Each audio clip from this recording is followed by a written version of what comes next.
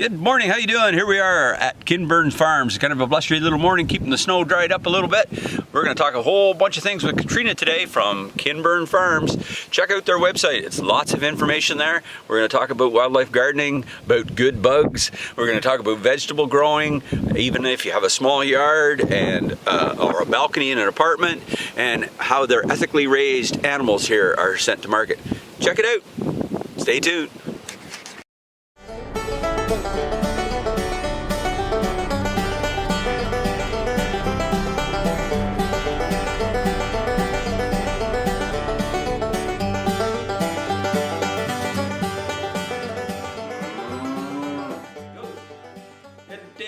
How are we doing today? I said g'day because we're at a farm in Eastern Ontario, and we always say g'day when we're at a farm. Bob Folks here from the Gilly Glue with Katrina Anderson from Kinburn Farms. Hello, how are you? It's awesome, thank you very much. Thanks so much for coming, great to see you. Oh yeah, you bet, for sure. So today we want to talk about a lot of things. You're kind of maybe wondering why with the Gilly Glue we'd be at a farm. But this is where it starts really in the sense of a lot of the way that it's done. And at Kinburn Farms, they have a great tagline that I want to read so I don't mess it up. But it's local, it's sustainable, and we're feeding people naturally. Now how cool is that? I think that's fantastic. It's pretty awesome. I came up with it. Hey, even better. Cool.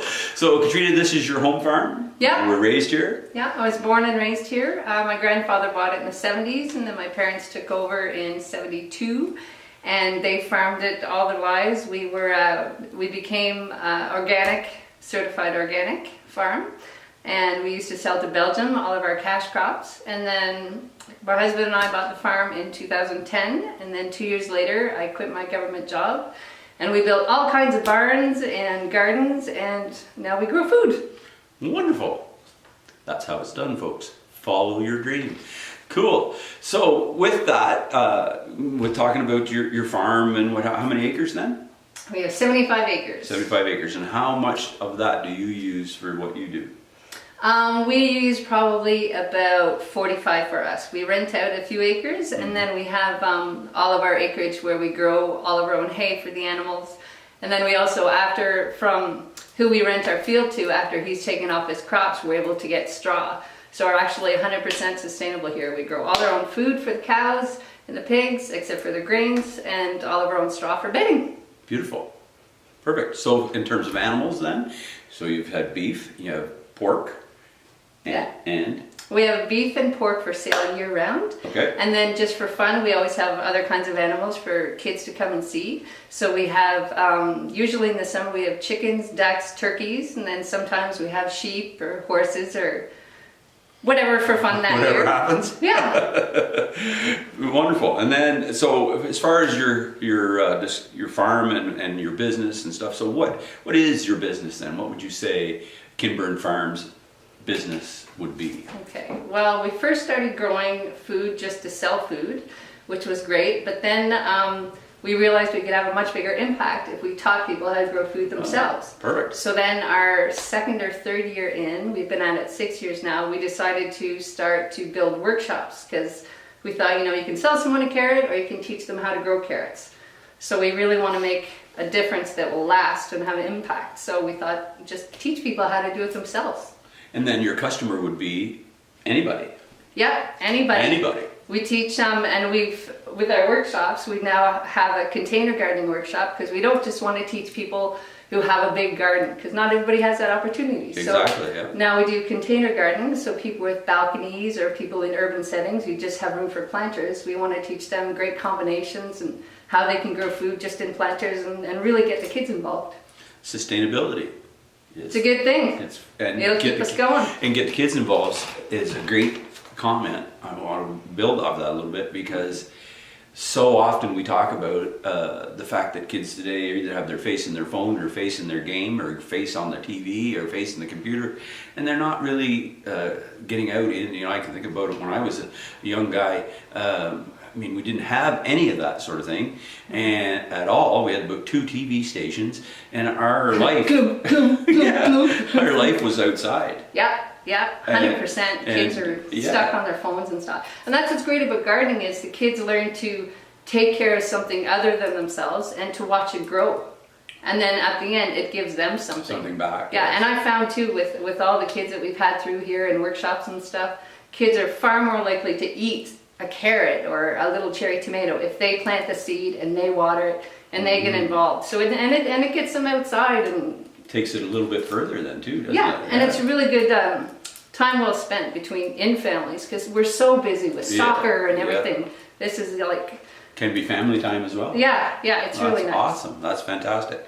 So that's what you do. That's who your customer is. Then you talked a little bit about your programs.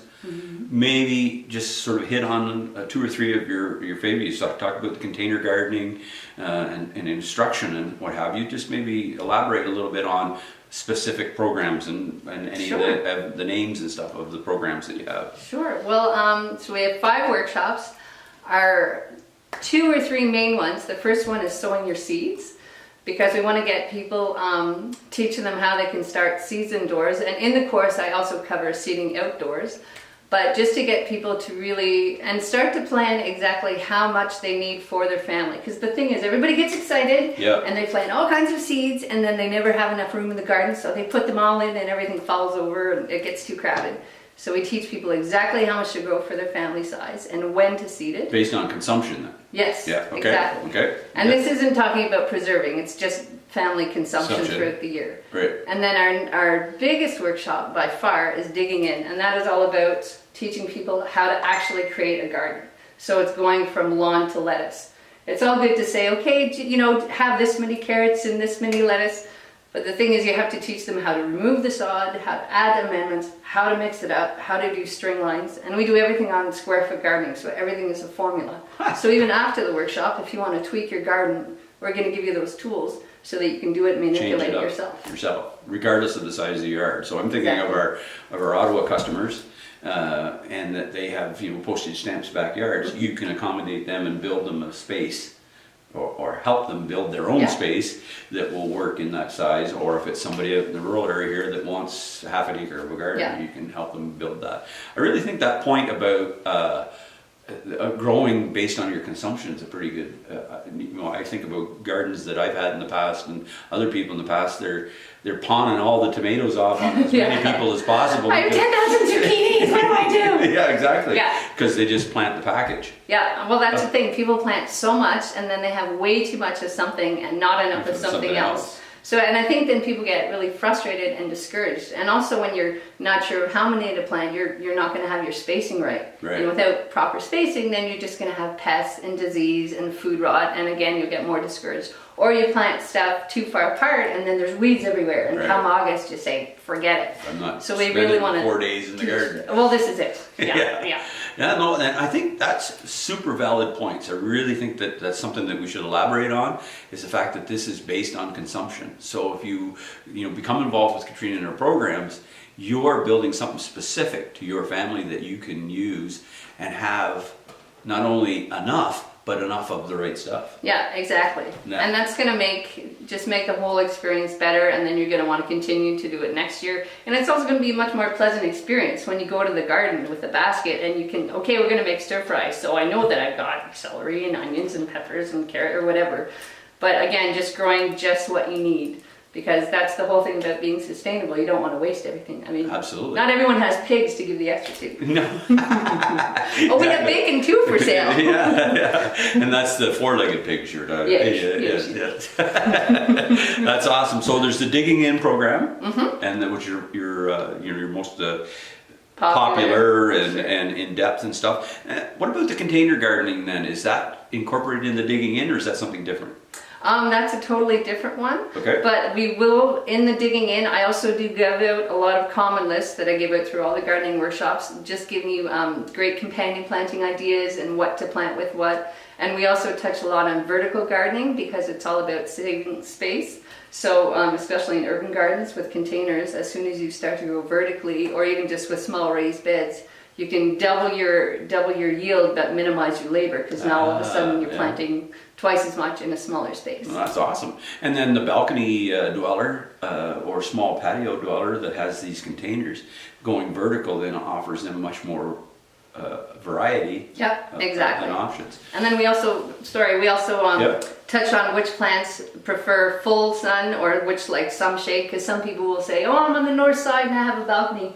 Great for lettuces and sub-herbs. There's always plants that can meet your needs. You just have to figure out. So those are the lists that we try and provide throughout all the workshops, so people go home and have tangible takeaways so they can start to choose what they like. Based on their circumstances and location. That's fabulous. I really love that. That's great. Thanks. Yeah, that's great. Well, I just kept trying to think of what can we do to give the most value. There's no point in telling you all kinds of stuff if you can't apply it to you. Yeah.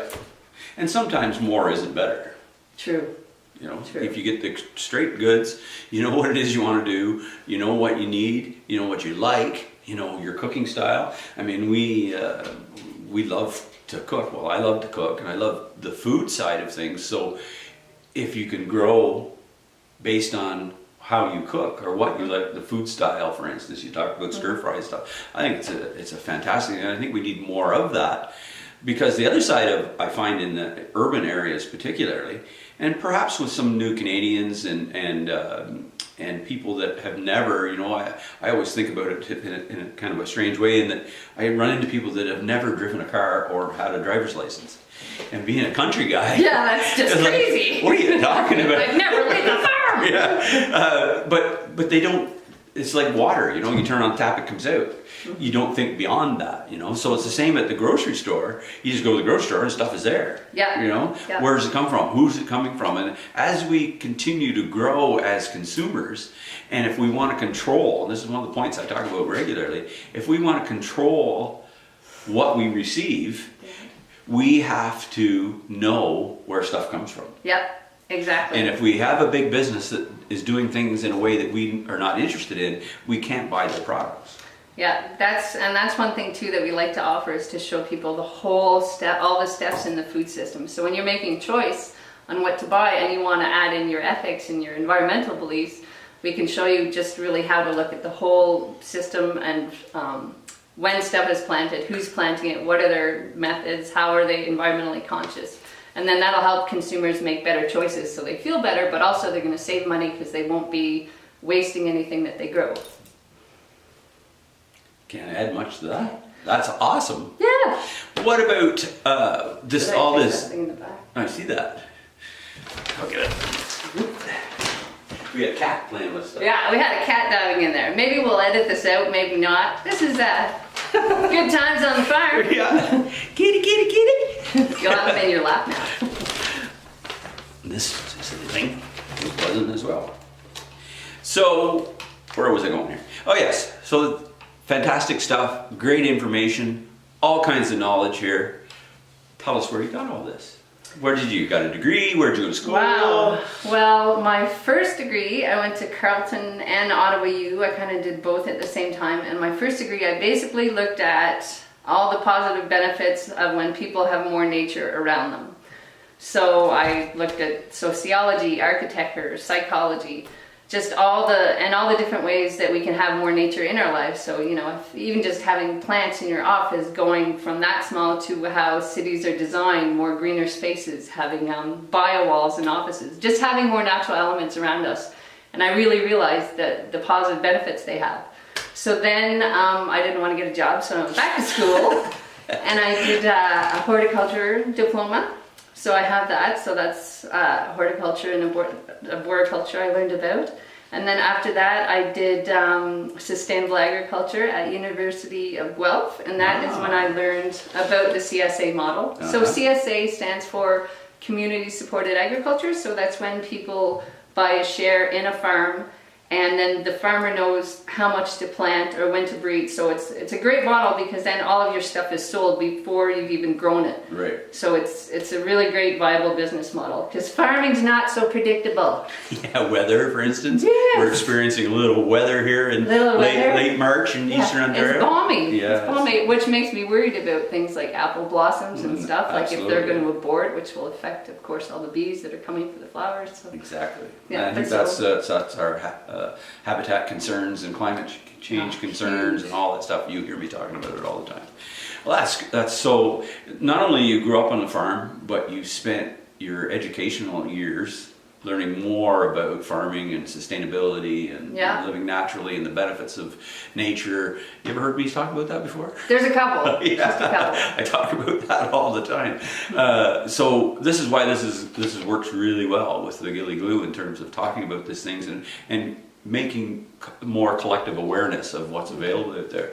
So you touched on the farm share thing, CSA. Yeah. So that is, what's the acronym for again? Community supported agriculture. So Okay. we do a CSA program with our meat. We did it with veggies for a few years, but now we're just doing meat. So what it is people will sign up for a year of meats, but you only pay per month. And then based on your family size, you choose what size share you want. So normally people end up going with a 2 adult family share of beef and pork, and then throughout the year they end up getting a quarter cow and half a pig. Yeah. So that tells me when to breed, how many animals to raise, when to process, because it's wonderful doing farm gate sales when people just drop in. Yes. But say I have a whole bunch of roasts that don't sell and the next batch of pigs are ready, I need that space in the freezer. So it's just, and it's great because in February I have a paycheck. Because I don't know why, but farming just isn't so, not the best happy times in February. So it's really nice to know that I'm guaranteed a paycheck. Well, and I think it's great for the consumer because they know that part is taken care of. So their Yeah. budgeting can be the same. Exactly. They know what it is they're spending based on the per month cost. Yeah. They can plan their menus around that. Yeah, and they know they have just the comfort of knowing year-round where your food comes from. And people are always welcome to come visit our farm. We're completely transparent about our farming practices. Because that's one thing I learned when I started visiting farms to do this, is it makes such a difference when you actually meet the people and see their farming practices and know their values and ethics. And you know when you're buying from them, you're actually putting skates on their kids' feet. Right. Or you're actually, paying for that trip somewhere or something. Right. So it's nice. There's no middleman and no high company with yachts. And what about the sustainability and feeding people naturally in terms of your tagline? So when we talk about your meat, then, and there's all this controversy and conversation about hormones and medications and all of these things. So maybe you could talk to us about that a little bit in terms of what your practice is and opinions about that. Okay, so we have so many people, and usually the first question is your meat organic? And I always say to them quite bluntly, if a cow is walking in the field and for some reason they step on a nail and we have to have the vet and they need Tylenol so that they don't get an infection and not be able to walk, then we give them an antibiotic. But that's the only time that they would ever get an antibiotic, is just in reaction to an injury. But we don't give any of our animals any hormones, and our cows are born in the field. We do everything as natural as possible. I never even touched a cow till we bought a herd. So we bought a bull, and everything is done naturally, and we calve in the field, and our pigs are in the field. The only antibiotics they get are in the first 4 weeks against swine and dysentery, and then after that there's nothing. Anything they would get would be just conventional grain, or they would get garden waste or hay from our organic hay. So yeah, the sustainability factor is really important because we want to be closed loop. So everything we take from the earth, we want to give back, so that we're leaving it better than we took it. And then just building a sustainable food system, everything you always want to think about how you can use every resource over and over.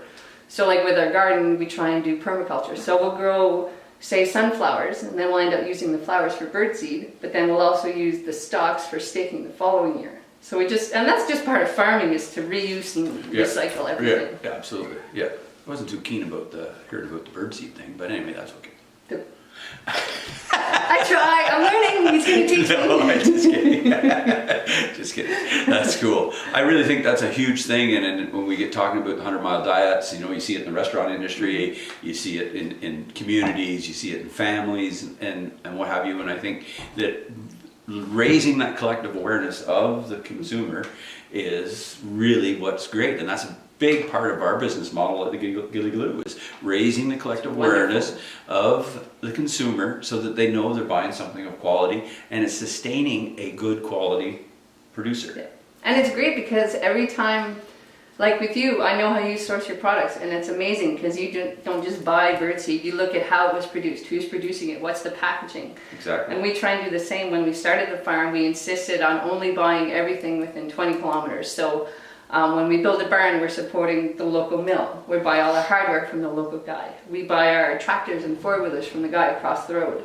So because they're all in business, we're in business. So it's really a wonderful feeling of community. Yeah, and if you need something, everybody helps because you know everyone. Absolutely, yeah. There's some great relationships, and I've learned so much from my neighbors. More than any book. I studied for 7 years, and I learned far more in 2 hours over a cup of tea with a guy across the road than a year with textbooks. I think that's the real key. I think that's a fantastic thing. So with all of that, how can people find out about your programs? Where can they get in touch with you? What's the best way to make contact and find out more about your programs and things? Well, everything is on our website, www.kinburnfarms.com.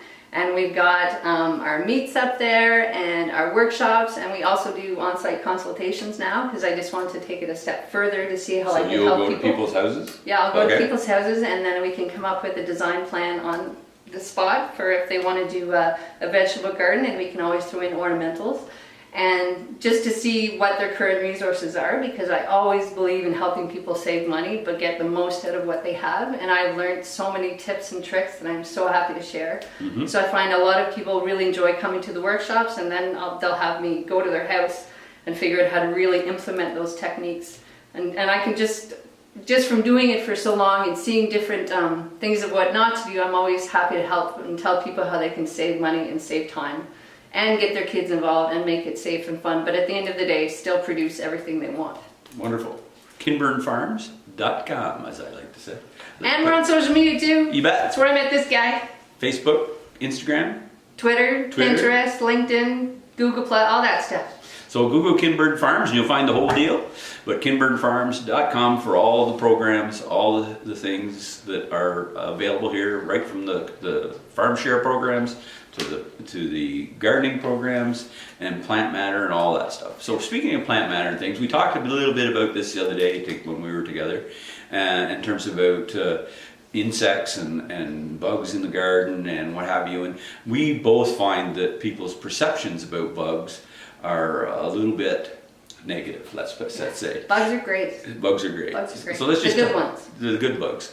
And one of the key points that I always like to talk about is that we maybe don't know or aren't aware that bugs that have evolved with certain plants only can eat those certain plants. So I talked about the monarch butterfly. It eats milkweed because it evolved with the milkweed. If it eats something else, it gets poisoned and won't live. So when people have, say, a container garden on their patio or on their balcony or whatever, and they have some insects, what's your thoughts, or what do you talk to people about in terms of the insects and things? Well, the first thing that you'd want to know is you'd want to ID the insect, because there's good bugs and bad bugs. And if you do notice you have bad bugs, then I would encourage you to just Google how to deal with it, and right away, as soon as you have insect populations you don't want, you need to be conscious of bringing in the insects that you do want.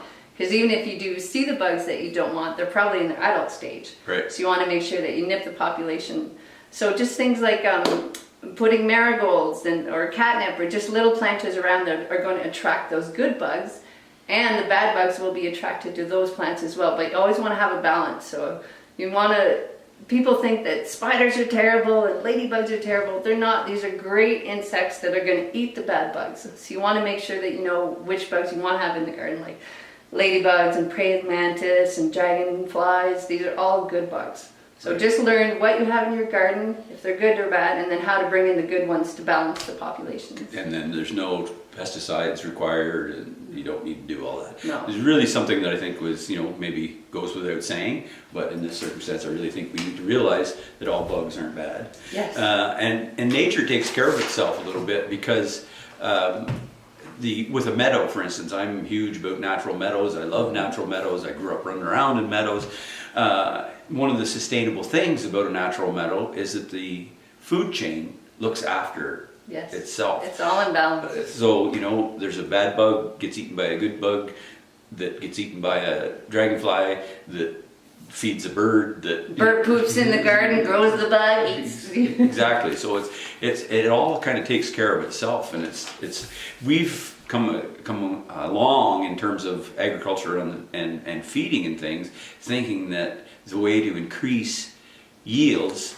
And it does work to a certain extent, but I think, there's some balance that's required, is that you just spray the hell out of everything, and then, and that's not the way it's done. No, because then you're killing everything. And as soon as you don't have bugs, you just want to have healthy soil. And bugs are so great at aerating the soil. Their bird poop, their poop helps build the soil, organic matter. So when you spray everything, you're going to be killing effectively those microorganisms, and They're the ones that are going to keep a healthy soil, which are going to make little tunnels and room for your water and nutrients and air to get through and feed the roots for the plants that you want to eat. There we have it. Bam! Bam! Perfect. So we know kinburnfarms.com is the place to find out about all the programs, the CSA meat programs, those types of things. We talked a little bit about bugs. Anything you wanted to kind of add to the equation here in terms of finishing about decorative plants? Well, yeah, that's one thing with vegetable gardens. People always assume that they just have to have vegetables. But there's so many ornamental plants that you can put in that are going to bring those bees and butterflies, like anything purple. Bees love purple. So in your vegetable garden, you can have your lavender, rosemary, but throw in some echinacea or some salvia or just some annuals or perennials around. Because the more purple you have, the more bees that are come. Now you're going to have more pollination. There's also lots of plants you can plant for butterflies. Coreopsis, daylily, lilies, really easy, low maintenance perennials. You put them in, they're always there. But the more plants you have to attract the insects, birds, and butterflies you want, the higher your pollination will be, the higher your yield will be, and just the happier your fridge will be. Love it. It's fantastic. I want to thank you very much. No problem. This has been Thanks a wonderful so much for day. coming out. Great day here at Kinburn Farms. kinburnfarms.com for all these programs and information.